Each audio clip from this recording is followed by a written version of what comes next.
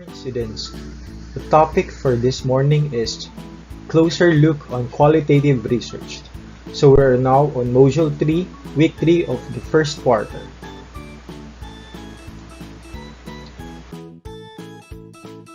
Let's start with this brief recap. So in your second week in Research 2, you have understood the difference between quantitative and qualitative research. Okay, so we have previously discussed on this. And then in the previous module, you were provided with examples of research in areas of interest both for quantitative and qualitative research. So I hope all the things discussed in the second module of Research 2, you were able to understood all those concepts.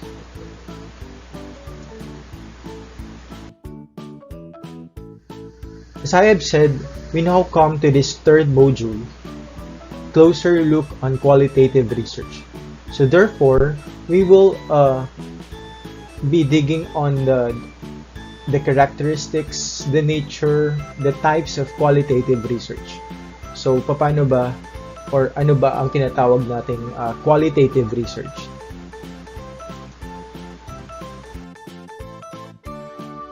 Now, at the end of this module, you're expected to first describe the characteristics of qualitative research, not only the characteristic but also their strengths and weaknesses, okay? Because we have actually different types of qualitative researches. And then classify and describe the kinds of qualitative research. So these are the two objectives or target for this third module. Now, as for your weekly home learning plan for this week, you're expected to perform this series of activities. Okay, so I hope you can accomplish this learning task for this week. Of course, you need to start reviewing your notes for the second module because this is actually the continuation. Because in the second module, we already tackled about qualitative research. Now, after that, you can read and outline the discussion on this third module and then answer what I have learned so far. Okay.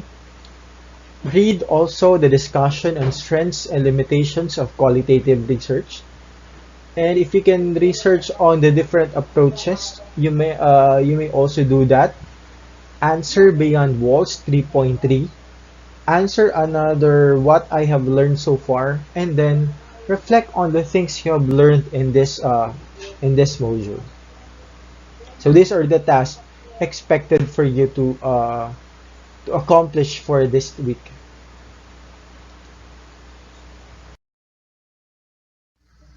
Now, in the previous modules, you have learned that qualitative research is an empirical process. As I have said, when we speak of empirical process, this is based on observation or experiences directly derived from your, let's say, surrounding. Okay, using obtained data from in-depth observation and interviews from a group of people or set of documents. Okay, so take note of that. It came from empirical process. Okay, so it involves that type of process wherein you solve, let's say, your the given problems. Okay, so a literature define qualitative research as study that investigate the quality of relationship, activities, situation, or materials. Okay? So, ito nga, kasi sinasabi natin na you need to obtain data from not simply gathering data, but it should be from an in-depth observation. Okay? For you to investigate the relationship, the activities happening, and the situations of, let's say, a certain community. Now, the setting of the research is a direct source of information. Okay? Bakit ganito, di ba? For example, one qualitative research is for you to, let's say, investigate kung ano nangyayari sa community. For example, you will you will be going to a certain tribe and you want to learn how they what is their culture, 'di ba? Kung gusto mong malaman ng isang kultura ng isang lugar, okay? So you need to use the setting, okay? So you need to go and proceed on their tribe, for example, okay? Para malaman kung ano yung nangyayari doon sa tribo or sa community yun. So therefore, the setting is very much important because that will be your direct source of information. Okay? Now, it is subjective, which is highly dependent on the participant point of view. Subjective in a way na ikaw yung pupunta, ikaw yung magiging part din ng research wherein you need to observe every actions, okay? Everything na ginagawa nila on a certain setting or in a community. So, subjective siya in a way na yung point of view mo yung gagamitin. Kung ano yung nakikita mo, kung ano yung meaning ng mga ginagawa nila on that particular setting. So, therefore, based on your own interpretation, okay? So, it is subjective in that case. Qualitative research does not rely on numbers, okay? So, this is different from quantitative, okay? As discussed previously, magkaiba yung dalawa because quantitative deals with number. Qualitative deals with descriptions, okay, meanings, and the likes, okay? Qualitative rely on ideas and meaning, as I have said, that will be interpreted in order to form generalizations and possible constructs and theory. So, yun yung interpretation mo, ito yung panggagalingan ng generalization mo, okay? Or yung hinuha mo sa kung anong nangyayari sa isang community. And based on that, you will construct your own idea and your own theory. You will come up with your own theory. So, iba siya sa quantitative. Kasi sa quantitative, meron kang existing theory. But for qualitative, ikaw mismo yung gagawa ng theory. So now, let's proceed to the characteristics of qualitative research. Okay? So, these are the main features of qualitative research. Okay? First, the researcher has an important role in qualitative research. So, as I have said, napakalaki ng role ng researcher. Or for example, you, in this case, you will venture on qualitative research. So, napaka-importante ng role mo because you will go directly actually to the place where the study is being conducted. So, ikaw ang pupunta. And as a qualitative research, you will have to spend time in the actual location. So, Google ka ng oras, okay? Pupunta ka doon.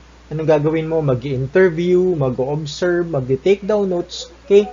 Ng lahat ng participant ng study mo. So, kailangan mong aralin kung paano sila gumagalaw, okay? Sa isang setting na yun or sa isang community na yun. Now, usually, a researcher uses paper and pen, okay? So, kailangan may dala kang papel, ball pen, mga audio and voice taping equipment, okay? So, gagamit ka niyan ng mga recording na yan kasi lahat ng sinasabi nila, lahat ng ginagalaw nila, okay? Kailangan mo siyang recorded po.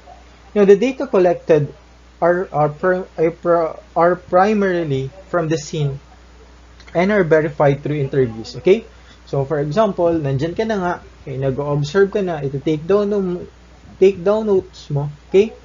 So, therefore, may parang interpretation ka sa ginagalaw nila. And one way to verify that is, syempre, kailangan mo din tanungin kung ano yung nangyayari doon, di ba? For example, na-observe mo na ganito, okay? Na yung isang participant mo, medyo ilag doon sa isang participant mo. So, you will try to validate that, okay? Not just simply taking down notes. Now, this is a clear indication that the setting is the primary source of data, okay? And information. This is also done by researcher in order to feel and experience the actual activity and situations the participants are doing in actual locations. So therefore, dahil nandyan ka sa setting na yan, mararanasan mo, okay, yung mga nangyayari, okay, in that particular setting. However, you have to take note that the participants should be protected and treated with respect during the entire procedure. Okay? Kailangan mo din siyang protektahan because they are your participants. Okay? Second, qualitative data are gathered and presented in the form of words, descriptions, pictures, or meanings, and not in numbers. Okay? So, therefore, wala ka actually makukuha masyadong numbers, di ba? For example, ito yung ginawa niya. How will you quantify that? Of course, you will express them in words, okay? Descriptions. You will try to picture out the setting. So, this is basically the difference between a qualitative and quantitative research. As a qualitative researcher, you have to be a keen observer. You have to take note of every detail, even yung gestures nila, even yung paggalaw ng kilay nila, okay? Even yung paggalaw ng kanilang mga kamay, kailangan mo siyang i-take note, okay? So, especially during interview, for example, nakikita mo na nagsisinungaling na yung mga participants mo, of course, you need to be careful on that, okay? So, kailangan mong palalimin, okay, yung interview mo, okay? Para mahalungkat mo yung tunay na nangyari on that particular setting. So you can collect data like notes, photographs, anecdotes, okay, comments, okay. You can even write your own diary, okay. Anything that can help you to better understand your participants. Third, qualitative research is concerned with the process involved. So as a researcher in this field, you're concerned with the interaction of your participant with each other or to the situation they are in. So as I have said, okay, so kailangan mong malaman kung paano sila gumagalaw, paano sila nag-interact with one another. Okay? So these interactions convey meanings, of course. Okay? Bakit sila ganito yung paggalaw nila? Because meron tong sinasabi on their, let's say, culture, on their environment. So this can be interpreted into words or idea. You can put that into writing. So lahat ng interpretations mo, kailangan mo siyang mailagay. But as I have said, you need to validate this. So it is your duty as a researcher to take note of this clearly so as to get substantial information. Again, the key term here is substantial. So hindi pwedeng basta-basta lang, okay? Hindi pwedeng basta-basta. Kailangan malalim yung information na makuha mo. Number 4, inductive reasoning is used in analyzing qualitative data. Now, when we speak of inductive, na nabanggit ko na siya on our previous discussion, pag sinabing inductive, magsisimula ka sa napakaliit na mga bagay, okay? And papunta siya sa palaking mga bagay-bagay, okay? So, you have small things, then from the small things, you will come up with big things. That's what we mean by inductive, okay?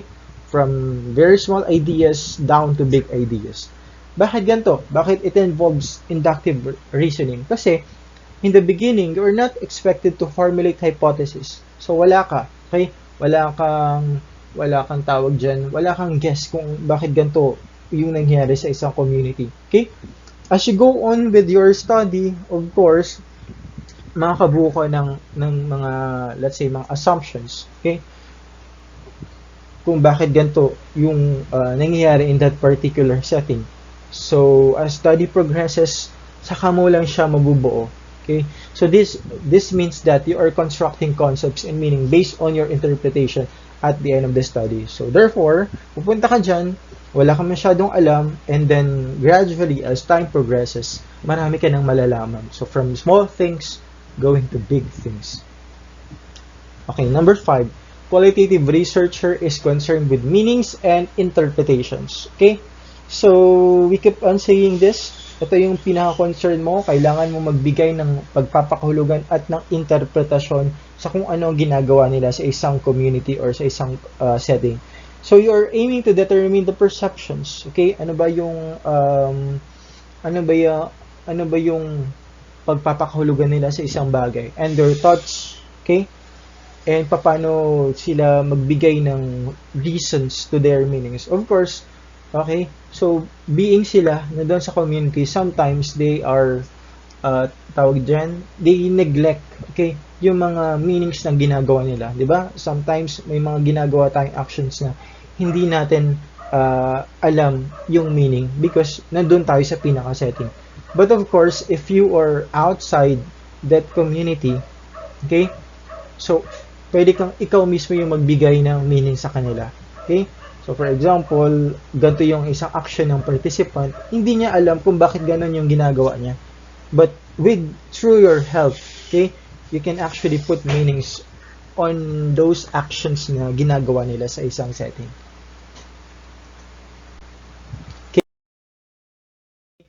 So in your module, you are to answer this activity, what I have learned so far. Okay?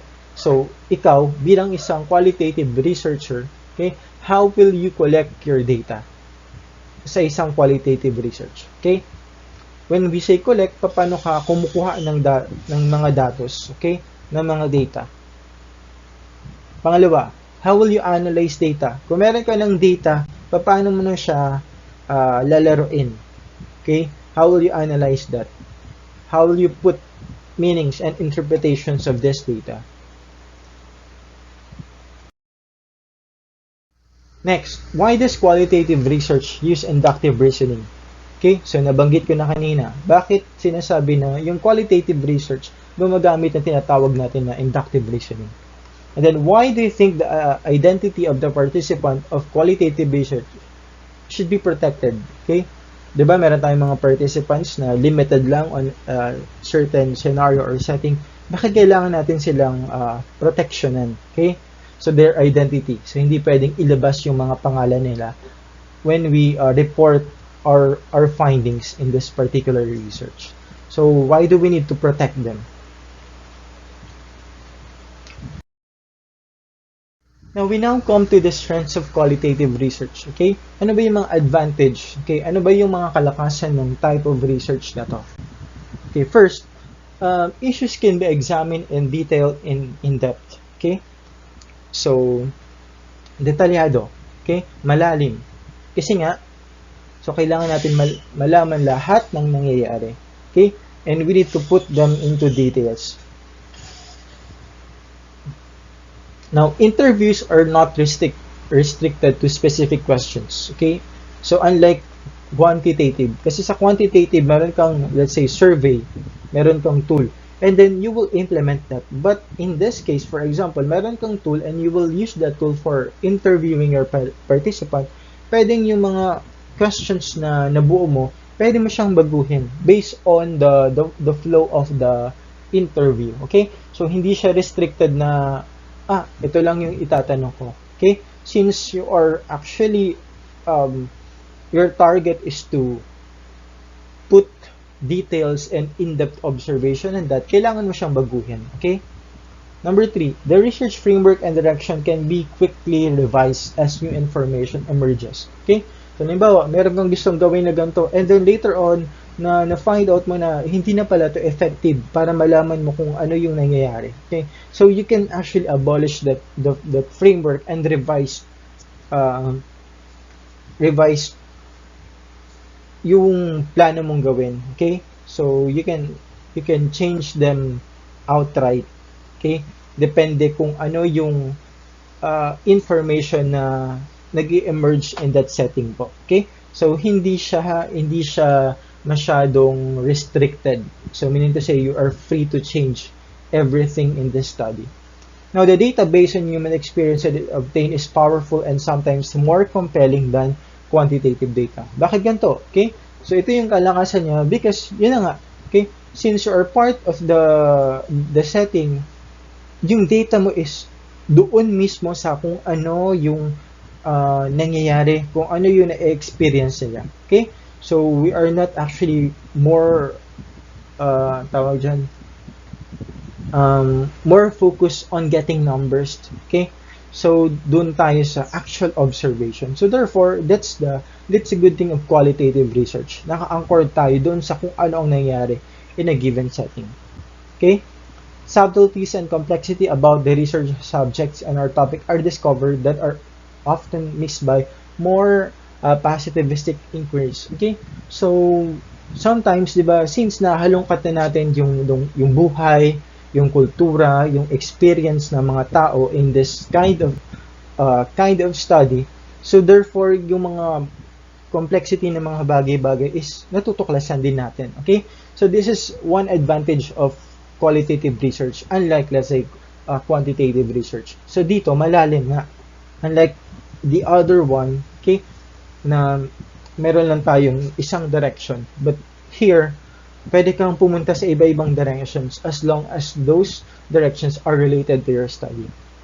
Now, data usually are collected from a few cases of or individuals, so findings cannot be generalized to a larger populations. Since you're concerned with few cases or individuals po, syempre, yung participants mo na yon, those experiences na experience nila, hindi siya pwedeng mag-generalize on a larger population. Okay?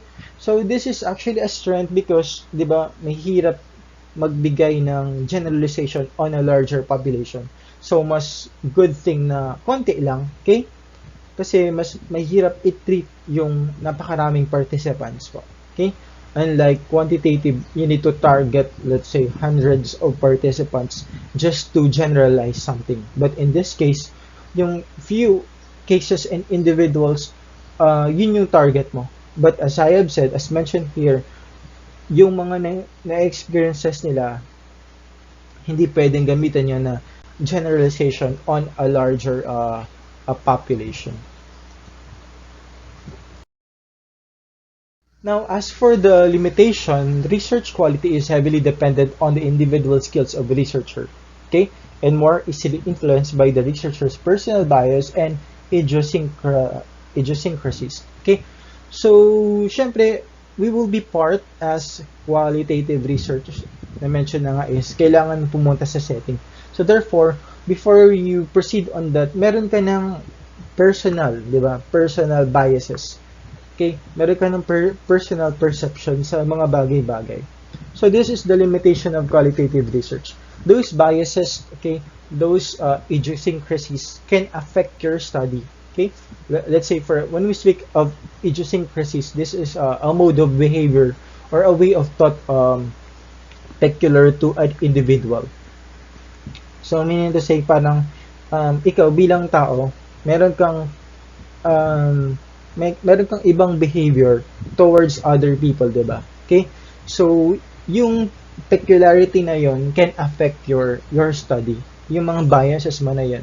For example, ay arog niyo kaniyo dahil sanay-sanay na sa mga bagay na argan, di ba? We have what we call personal biases. As I have said, biases can affect your study. Okay? Kasi nga qualitative research is subjective. Now, rigor is more difficult to maintain, assess, and demonstrate. Okay? So, napakahirap niya ma-maintain and ma-demonstrate, okay, yung rigor ng study, okay, yung complexity ng study. Now, the volume of data makes analysis and interpretation time-consuming. Kasi nga, gusto mong observe lahat, gusto mong i-document lahat, okay, so this will involve time. Your time element will be a factor here.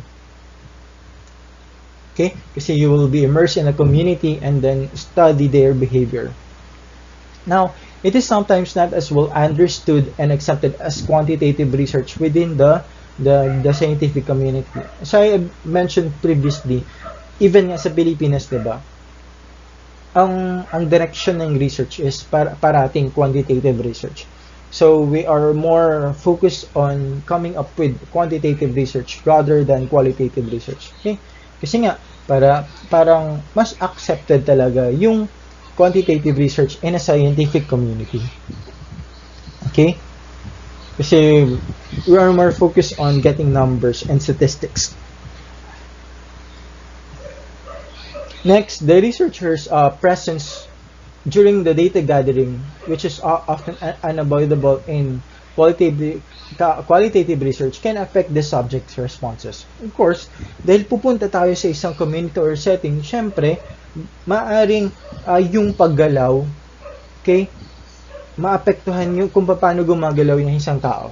Di ba parang sa bahay lang yan na kapag meron tayong bisita, okay, pag meron tayong bisita, syempre yung the way we move, the way we behave in that house, okay, is also affected. Kasi nga, meron tao na hindi naman talaga naturally nandun sa setting na yun. So therefore, pwedeng maapektuhan yung mga responses ng mga subjects. Next is the issue of anonymity and confidentiality can present problems when presenting findings. So, as I've said kanina, diba, you will not report the names, okay? You will not, tawag dyan, you will not label them into names po. During the presentation of your data, so hindi pwedeng ilabas yung mga pangalan. So, therefore, this will be an issue. Maaring basta ka na lang kumuha ng mga participants and mahirap itong i-validate. So, sometimes, diba, yung confidentiality, pwede din i-question din ng mga, let's say, ng mga magbabasa ng yung study. Findings can be more difficult and time-consuming to characterize in a visual way. So, after getting substantial information, okay, so, paano ka mag-come up with your findings? So, therefore, dahil napakarami kang nakuhang data out of your data gathering, yung findings na din yung sunod mong poproblemahin. Okay? So, it will be very difficult kasi nga, napakadaming pinuntahan ng study mo, paano mo na siya isa-synthesize in that manner.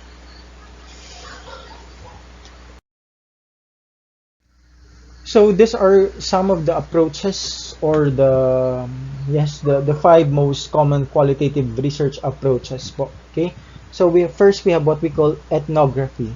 So, ethnography is anchored actually or derived to anthropology. Now, when we say anthropology, diba, this is the study of human societies and cultures and their development.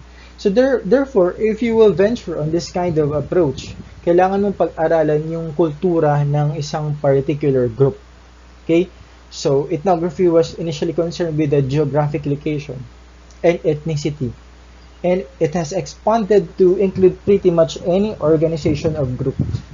So, this kind of research is no longer limited to ethnic group. Okay? As long as your study is concerned on the culture, okay, or the society, okay, yung location na yon ng isang grupo, that's ethnography. As I have said, as mentioned here, it is not only limited to ethnic groups. Okay? So the most common ethnographic approach is the participant observation, wherein the researcher becomes immersed in the culture, understand the study as an active participant, okay? Taking extensive notes about observation and impressions. Okay? Kung gagawin mo, pupunta ka sa isang setting, sa isang, let's say, ethnic group nga, then you will immerse in that specific culture, and then you will be an active participant. Okay? So that's an example of ethnography. Ikaw mismo ang gagalaw sa setting na yun as an active participant. You will observe, take down notes, and everything. For phenomenology, this qualitative research explores the world of participants by gaining thoughts, insights, and perceptions to a particular phenomenon. Diba? When we say phenomenon, this is a happening. Okay? So, it's a situation na nangyayari. Okay? So, the researcher tried to investigate an individual thoughts and perception and find the common ground to every experience. This is what we call the essence in which every researcher wants to identify and describe. So, in phenomenology, the participants relive their experiences in order to obtain the very essence of these thoughts and perceptions. So, meaning to say, parang ipapakwento mo lahat, okay, ng ginagawa ng nangyayari sa participants. Kung bakit ba ganito yung ginawa nila or ganito yung nangyayari sa kanila. Okay? So, we are more on their experiences. For example, the study on the experiences of athletes who played in the national and international events. So, paano mo makukuha yung data ng experiences ng athletes? So, kailangan mo siyang ipakwento. Okay? Let them narrate their experiences, relive their experiences. Student artists who joined art competitions. Ano ba yung mga experiences nila? Ano ba yung mga pinagdaanan nila? students who volunteer in relief operations, probably teachers who are teaching in remote areas. Phenomenology, it refers to experiences. Okay? Kung paano nangyayari ang isang pangyayari. Now, third is narrative research. So, qualitative research that narrates the life experiences of an individual told to the researcher or from an available document or material. Narrative because it involves narration. It highlights the special events in individual's life. So, parang gagawa ka ng biography. Okay? Biography ng participant mo. Okay? So, ng individual na subject ng yung study. So the researchers narrate the experiences of other persons, while in autobiography, written account of the individual is the subject of the study. So therefore, for narrative research, pwede kang gumawa ng biography or pwede kang gumawa ng autobiography. Okay? Number 4, grounded theory. This qualitative research approach aims to generate a theory from the data which are analyzed and interpreted inductively. The theory that can be generated does not start from the beginning but only surface after all the data have been analyzed inductively. Now, this is the result of thorough interviews and observations. Okay? Pag sinabi kasing grounded, that's a well-balanced and sensible. So, you are particular on kung ano yung mga nangyayari, the things that surface in your study po. Okay? So, it should be realistic in that case, and then unpretentious. Okay, so again, grounded theory, this is the result of thorough interviews and observations. Now, some of the topics that can be used using grounded theory are study, for example, yung sistema ng disiplina ng mga skilled workers. Okay, another is how coaches maintain discipline among his team players. Okay, so therefore you will come up with you will interview them, you will observe how their discipline in terms of their team. So that's grounded theory. And we also have what we call the case study. So common to sa mga social researchers. Social researchers rather. Okay? Let's say sa mga medical field also, this is also common. Now, this qualitative research approach presents a detailed analysis of a specific case. Usually, a case is an individual. So, pwedeng isa lang, pwedeng grupo lang, pwedeng buong school. Now, the researcher focused only on one particular case. Okay? So, isang particular case lang. So, for example, the case on pregnancy, the case on depression. So, dun ka lang. Okay? You can perform a case study on a student who excel both in math and in science. So therefore, yung pinaka-case dito is yung performance niya in terms with these two subjects. That one is actually poor in reading and yet a black belter in taekwondo. So therefore, parang magpo-focus ka lang sa isang estudyante and try to study kung bakit ganito yung nangyayari, na nag-excel siya, okay? Na mahina siya sa isang bagay and yet he or she excels in this particular sports. That's a case study. Okay? So for the next activity you will be answering, that's beyond walls 3.3. So you are to read the passage and answer the guide questions. So for example, a researcher wanted to determine the in-depth reasons of child labor. This study focused on a group of children aged 6 to 12 who are collecting plastic bottles, scraps, metals, and other materials that can be sold to a junk shop.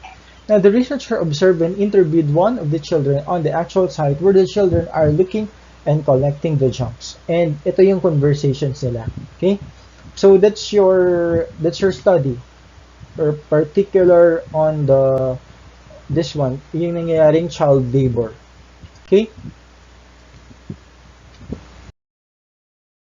So, meron mga responses kang nakuha based on that interview. Okay? So, after studying the passage, you are to answer these questions. If you were the researcher, what do you think will be your next question to ask? So, meron tayong set of questions. So, after that, ano kaya ang pwede mong maitanong pa? Okay? Para malaman yung study. Now, what can you say to your interviewee on his attitude towards school and work? Okay? based on the responses given by the child, ano sa tingin mo yung attitude niya, okay, sa school or sa work na kanyang ginagalawan. Third, what concepts can you get from the conversation rather? So ano yung mga concepts na makukuha mo? Ano yung mga bagay na ma-generalize mo out of that conversation? Okay? Then, you have to answer this one, what I have learned so far, you need to define in your own words, what is ethnography? What is phenomenology? What is narrative research? What is grounded theory? What is case study? Okay? And then give the following topics, given the following topics, what do you think is the approach most appropriate to use? Sa limang yon, ano sa tingin mo yung gagamitin mo on this particular topic? For example, your study involves a story of a famous mathematicians. So sa limang yon, ethnography, phenomenology, narrative, grounded theory, case study ba? Okay? And then last, which among the approaches to qualitative research do you like to conduct? Alin doon sa limang yun ang gusto mong gawin and why? Give your reason. So that's it. I hope you learned the strengths, the limitation, the different approaches for qualitative research. Okay? So thank you for listening. If you have questions, you may comment them below.